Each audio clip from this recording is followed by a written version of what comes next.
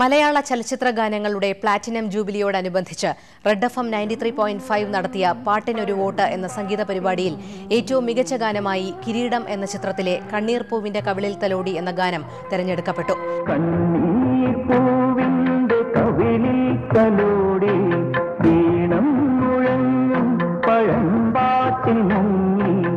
കൈതപ്രം രചിച്ച് ജോൺസൺ സംഗീതം നൽകി MG ശ്രീകുമാർ ആലപിച്ച ഈ ഗാനം 75 വർഷത്തെ ഗാനശാഖയിൽ നിന്ന് ജനങ്ങൾ ഏറ്റവും മികച്ച ഗാനമായി അംഗീകരിക്കുകയായിരുന്നു.